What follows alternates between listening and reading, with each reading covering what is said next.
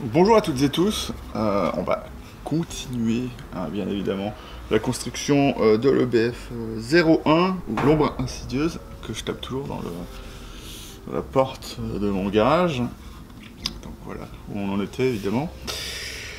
Et donc j'étais un peu feignant là-dessus puisque j'ai commencé, si vous l'avez vu, une autre construction, mais c'était pas juste pour abandonner celle-là, c'est qu'il y a des trucs à faire là-dessus qui sont un peu embêtants, donc évidemment j'ai des trucs à refaire là-dessus. Tiens, j'ai des morceaux qui sont partis.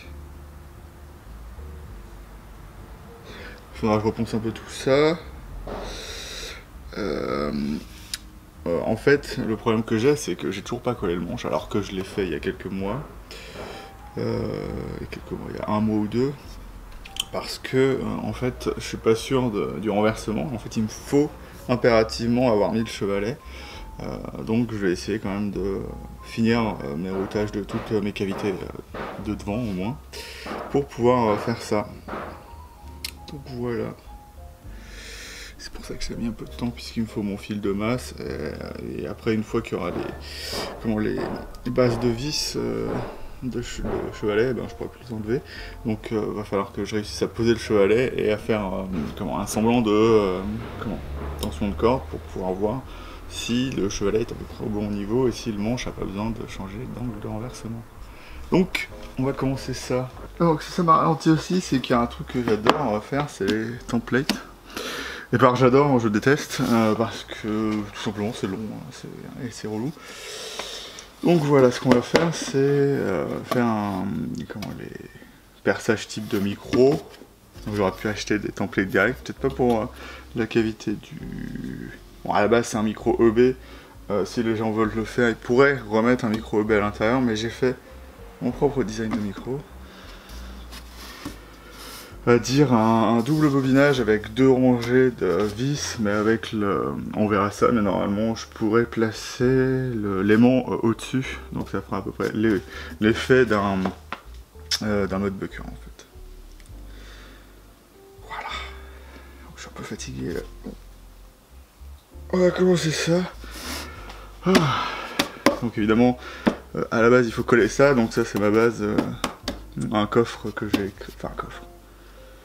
Une base que j'ai créée pour pouvoir travailler dessus, donc il va falloir que je l'abîme pas. Donc j'ai ces tasseaux qui sont joliment faits par mon fournisseur de bois,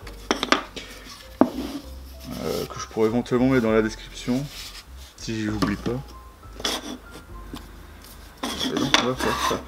Il me faut à peu près une bonne distance entre les deux, mais de quoi stabiliser le truc, ouais. Je vais pouvoir à peu près faire ça comme ça.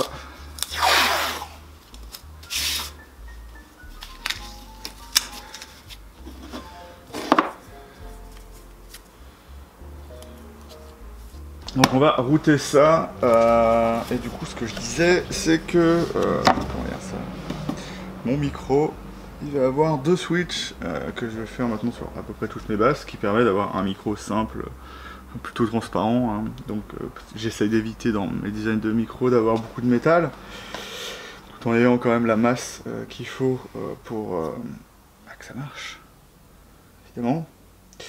Et donc du coup là il va falloir que je fasse un léger trou derrière pour mettre deux switches 6 broches. Et donc je vais mesurer ça et le reporter dessus. Alors moi j'ai beaucoup plus de lumière que vous en voyez évidemment. Heureusement. Et donc voilà ce qu'il faut router en plus pour permettre les deux switches de passer. Et du coup je crois que j'ai fait mon trou de passage de câble ici puisque c'était pas prévu pour ça à la base, dans la basse. Donc il va falloir voir ce que ça donne sur pièce. Voilà. Et donc on verra la profondeur aussi après, en fonction d'un switch que j'ai là, puisque comme les ports sont en dessous, ça va être un peu compliqué de pas faire trop... comment dire ça, de faire ça pas profond. Lui ça sera peut-être plus profond que la cavité de micro. Et donc je parle trop, on va y aller tout de suite. Donc comme je suis une grosse feignasse, je vais commencer par la fraise qui est déjà dessus. Alors je vous conseille jamais de laisser des fraises dessus, comme je fais hein, évidemment. Sur les avis, surtout de cette défonceuse là, la Bosch d'entrée de gamme, pas celle de dessus qui est mieux puisque vous pouvez régler à la main, enfin avec une molette la profondeur, alors que celle-là vous êtes obligé de le faire à l'ancienne. Et donc, je sais ce que je voulais dire, du coup, c'est que bien. Oui, donc, du coup, le problème, c'est que y a quelqu'un dans les avis qui a laissé sa fraise 6 mois, il n'a jamais réussi à la sortir. Donc, faites attention quand même quand vous faites ça. Bien ranger vos outils si vous pouvez. Et puis voilà. Hop.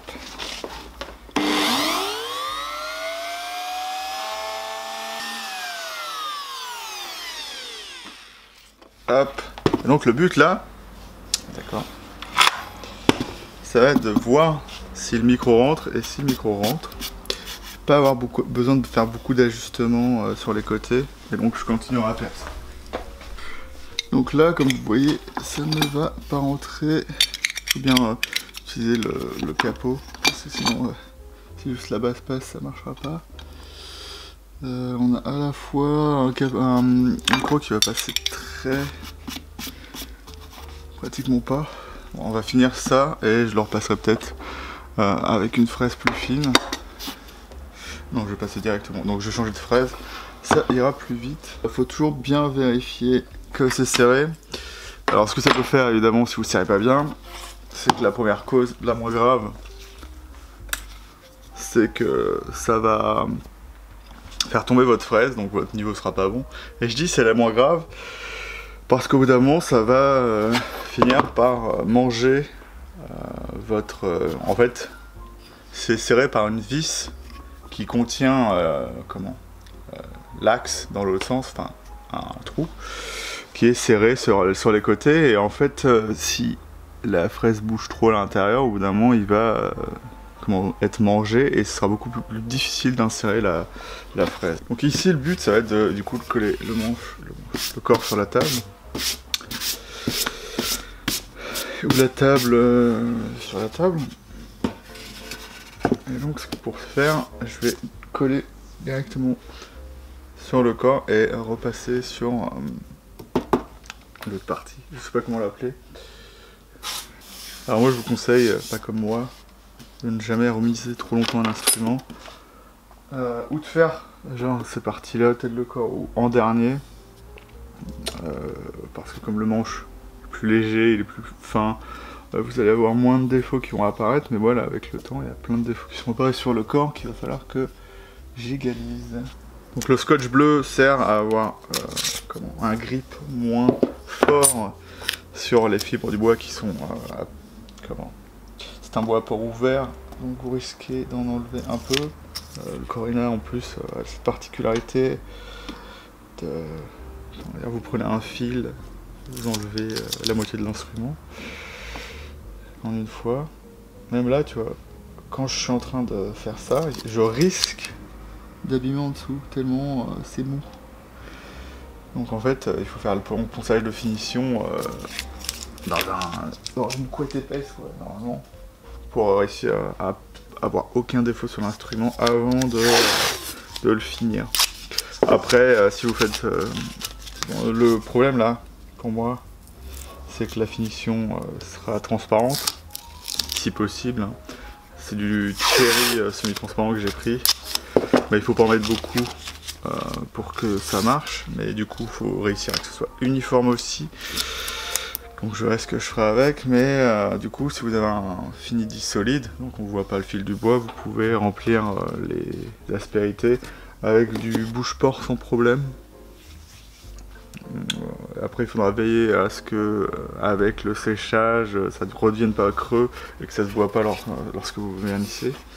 Mais à part ça, c'est censé bien se passer si vous faites comme ça. Donc là ce qu'il va falloir que je fasse attention, c'est comme je l'ai dit, le fil de bois il se fait emporter assez rapidement, donc je vais faire attention dans les coins. Ce sera peut-être le micro que j'arrondirai parce que j'ai pas envie de passer là, parce que là j'ai déjà enlevé un petit bout de fibre sur 3 mm, donc ça n'empêchera pas l'instrument de bien marcher, mais c'est quand même un peu embêtant de devoir toujours recommencer à bien faire quelque chose, surtout quand c'était déjà normalement bien à la base. Donc du coup lorsque vous faites votre corps, poncez légèrement pour voir le résultat final, mais allez pas jusqu'au bout parce que ça servira à rien quoi. Vous allez vous retrouver à avoir fait tout ça pour rien et vous vous en voudrez. De toute façon, il faut expérimenter, il n'y a pas de secret. Je pourrais vous dire tout ce que vous voulez. Le meilleur moyen, c'est de faire les erreurs, parce qu'on vous conseillera jamais, évidemment, et de voir après. Après, le mieux, c'est d'avoir un esprit assez, comment dire, assez débrouillard pour pouvoir ne pas avoir de problème. Si vous avez des problèmes, à pouvoir corriger vos problèmes. Donc mon approximation est censée être bonne.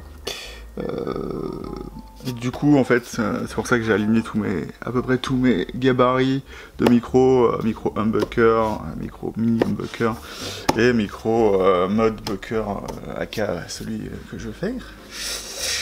Et donc avec la petite trappe sur le côté où je glisserai les petites choses qu'il faut pour avoir un switching de simple à double et de changer la phase du double pour avoir un son beaucoup plus fin que le micro simple.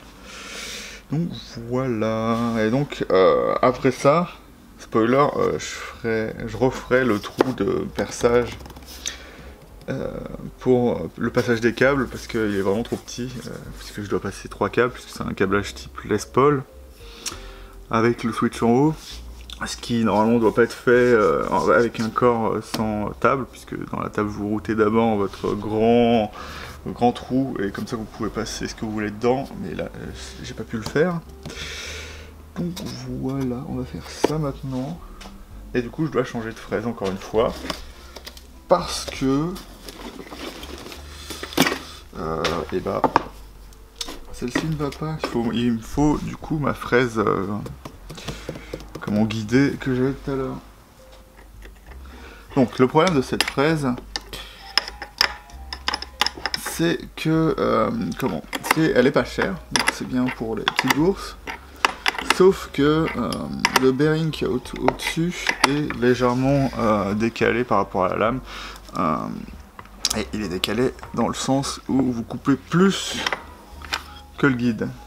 En fait, par exemple, si vous mettez votre template à Florent directement, ben, ça va percer dedans. Donc au bout d'un moment, vous allez élargir de plus en plus votre cavité et ça ne va pas aller.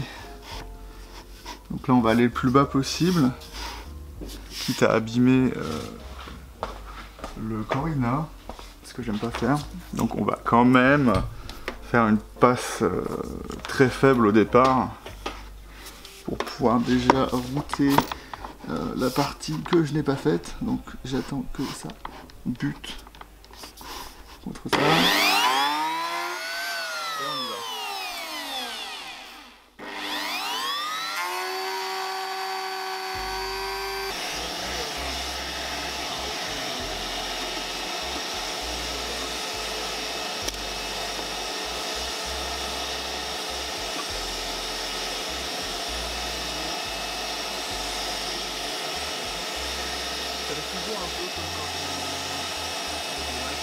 Si je fais pas ça, je vais me mettre à faire des conneries un peu partout. Hop, donc on va le mettre là. Vu que j'ai un petit bout de scotch, on met juste un petit point de colle, hein, évidemment. Évidemment, on n'a pas besoin d'en mettre plus. Et si j'ai au besoin, hop, tant pis. Donc on a fini, enfin, j'ai fini. Donc ça rentre. On va peut-être un petit peu reponcer derrière ce que je ferai. Mais là avant tout, hop, voilà, je sors ça de là.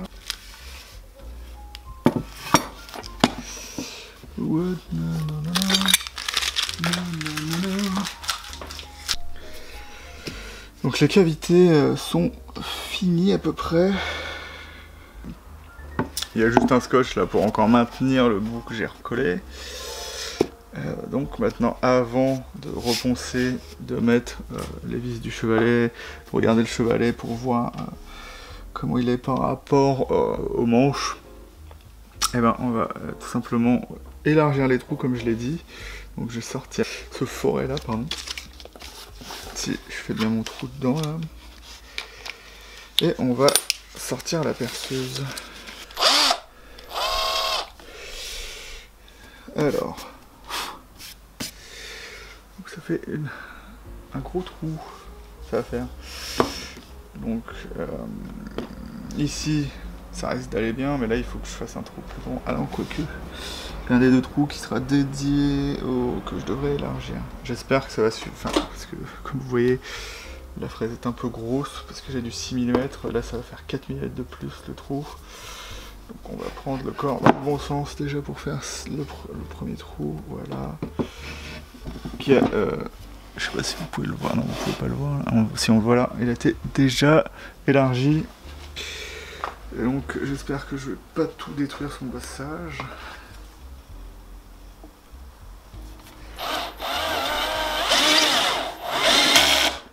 D'accord.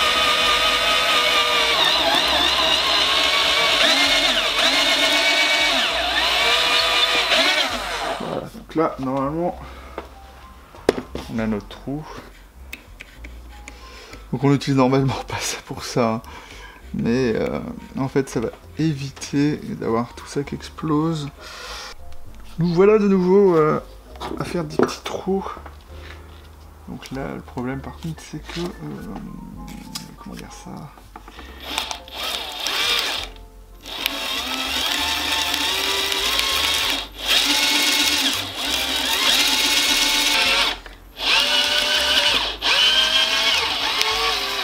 voilà, celui-là il est énorme.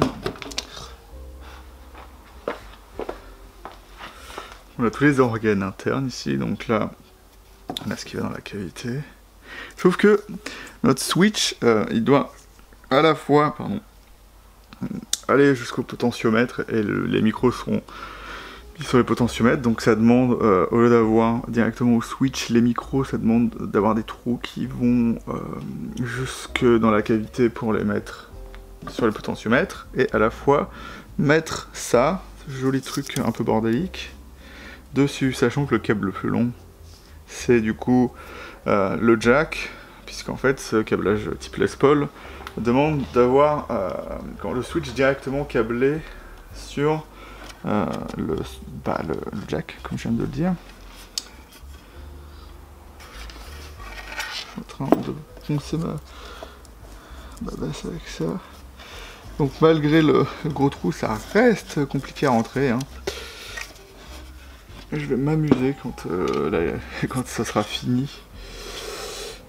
Et ce qui mon champ de guerre, ça va être ici. Voilà, il y a une espèce de point où c'est un peu plus large. Et je ne sais pas s'il est 10 cm suffiront. Ouais, peut-être.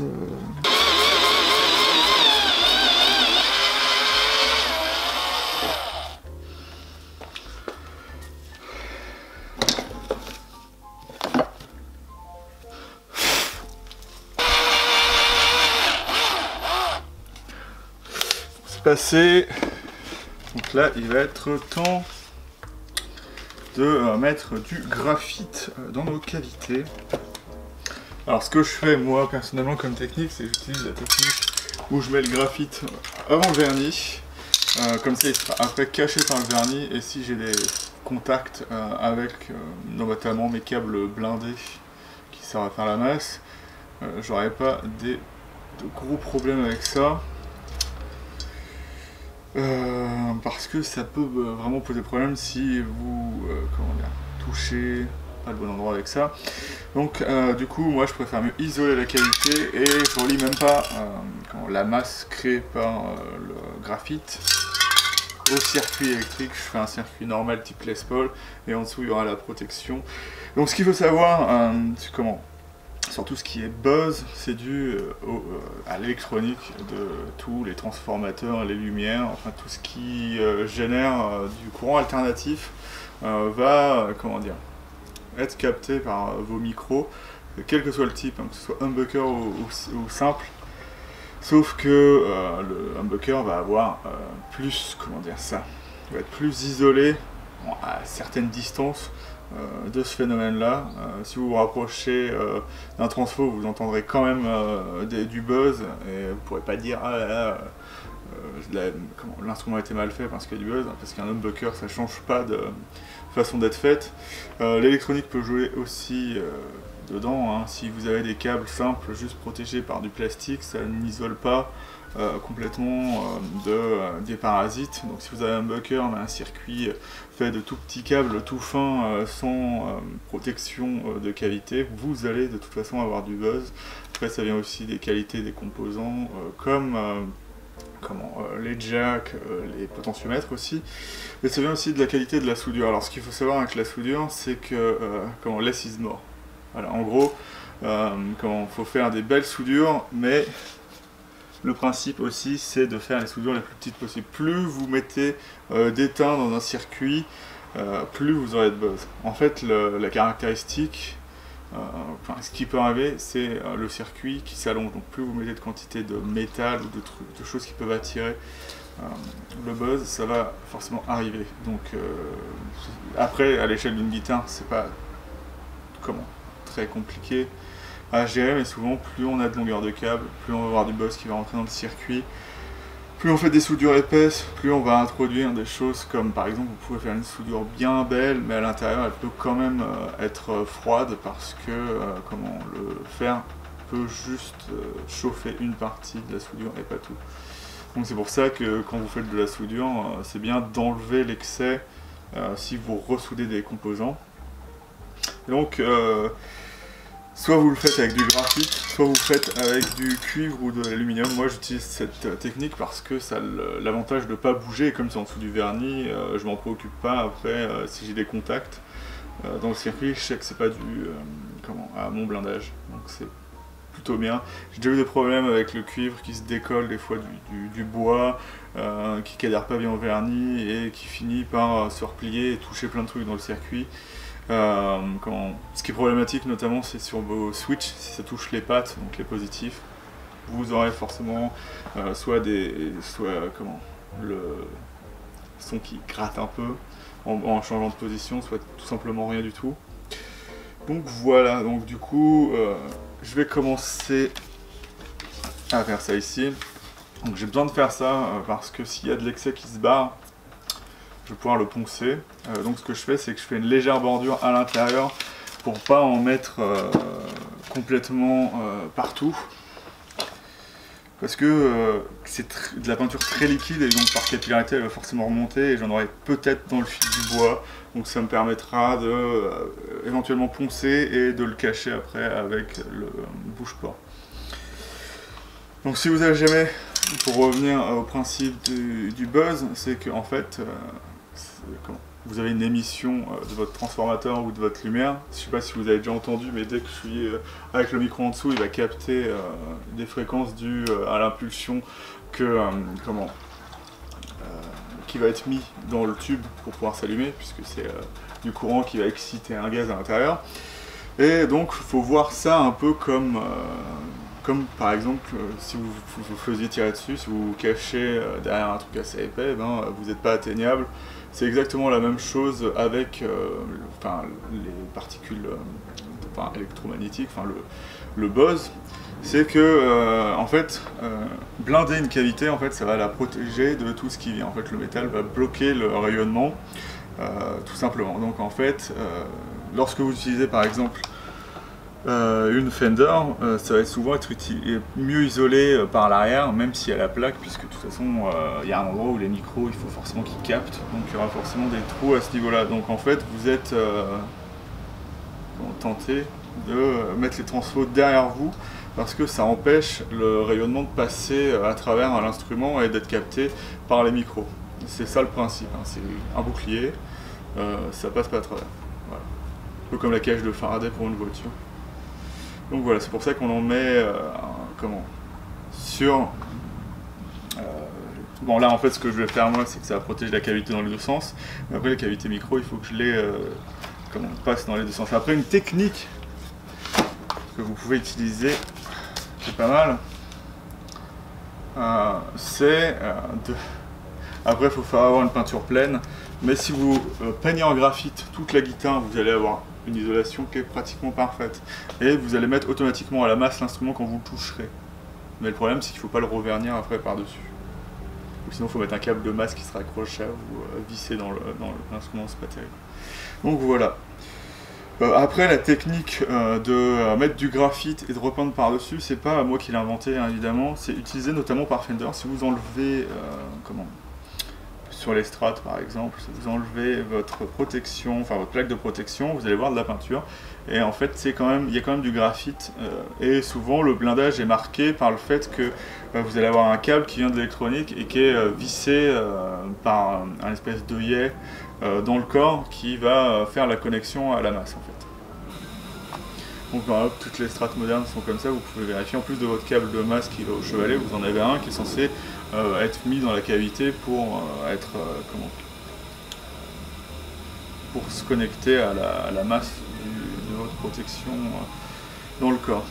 Et d'ailleurs, c'est souvent ce qui est indiqué qu'il faut faire, c'est que dès que vous mettez un blindage, moi je le fais pas, parce que je veux que ça reste passif et que ça influe pas trop, c'est que si vous voulez vraiment avoir plus de protection, il va falloir visser quelque chose qui connectera, ou souder dessus, mais c'est souder de l'aluminium ou du cuivre, je pense que vous n'y arriverez pas, c'est de vraiment visser un œillet soudé avec un câble sur le circuit, et ça va augmenter la part d'isolation de votre circuit.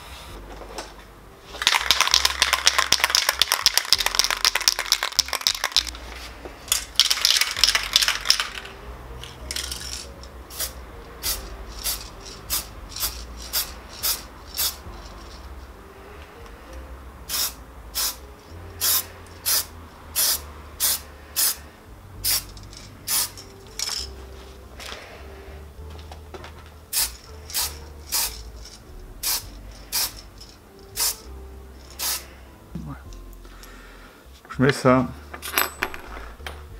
foutre un coup de marteau dessus. En fait, le problème que je vais avoir avec ça,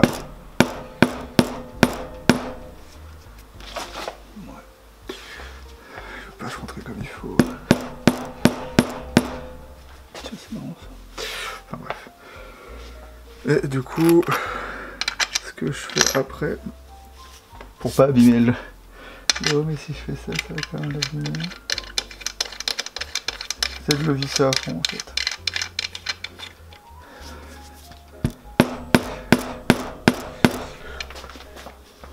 Je sais pas pourquoi il est incliné.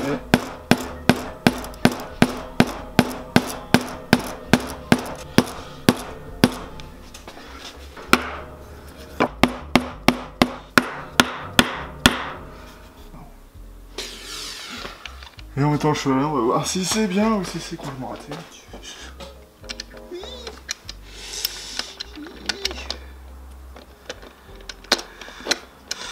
Donc normalement le chevalet rentre comme ça. Mais comme j'allais le recouper, je me disais que c'était pas utile, mais c'est quand même utile pour vous faire la démonstration. Et donc on va juste le connecter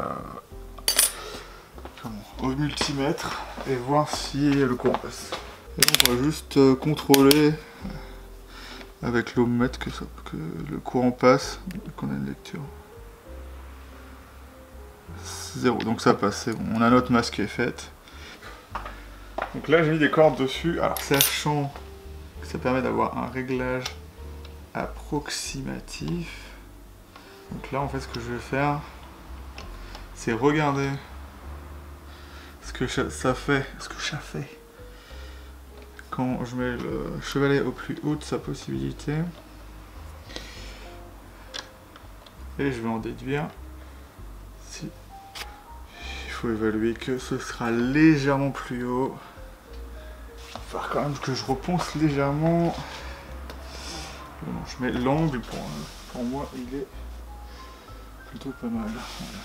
Donc en fait, ce que je peux m'apercevoir ici, c'est que je pense que le manche, donc la touche reste encore à 2 mm au-dessus de la table. Donc ce que je peux faire, c'est essayer de poncer le dessous du talon pour gagner genre 1 mm et ce sera bon.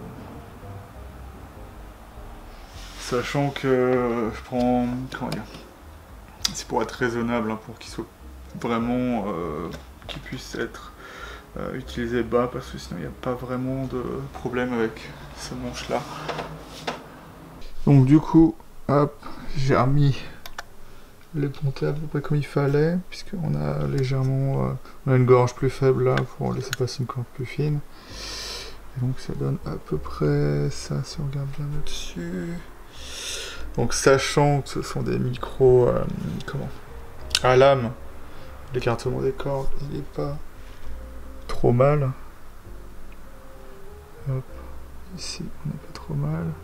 Et ça continue comme ça, sachant qu'au bout j'ai pas forcément bien réglé l'écartement. Et en fait, je sais pas si vous le verrez ici, j'ai essayé de voir ça là, hop, comment ça allait passer. Donc en fait, vous voyez qu'il y a un petit peu encore de place pour que je puisse poncer là sur le côté. Pas poncer sur le côté, poncer en dessous. Voilà, il y a une place là où je peux du coup faire appuyer le manche légèrement plus bas sur le plan, sur le même plan. Donc ça sera bien. Vous voyez, c'est quand même quand le cheval est plutôt haut, c'était pour vraiment voir un réglage extrême. Et donc en fait, vous allez avoir ici, hop, un léger angle. D'accord. La caméra voit pas parce qu'il y a trop de lumière derrière. J'espère que vous ayez vu, voilà. Donc c'est très important de faire ça.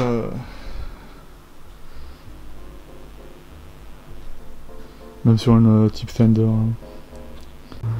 Donc je pense que cet épisode est terminé. Moi ce déjà va être long comme tous les autres. J'ai du mal à condenser tout ce que je fais. Donc je filme beaucoup de choses. Des fois j'essaie de couper. Il y a des moments importants que je ne peux pas couper. Donc des fois ça dure très longtemps. Donc là, on en arrive à ce point-là où j'ai mis le chevalet. J'ai mis ma masse. Et basiquement j'ai blindé les cavités. Et j'ai raplani le corps au point où normalement il faudrait très peu le toucher avant le ponçage final, parce que comme j'ai mis les vis du chevalet là, je vais plus pouvoir passer avec ma grosse cale dessus, donc il va falloir juste que je retouche au papier plus fin. Donc voilà, j'espère que cet épisode vous aura plu, à défaut des fois d'être intéressant, j'espère que c'est intéressant, à défaut d'être intéressant, alors, je sais pas comment dire ça, parce que je sais que c'est vraiment des fois très long et difficile à suivre, donc je m'en excuse, mais voilà. Donc je vous dis salut et à bientôt dans la chambre de Bookil, et je vous fais plein de bisous.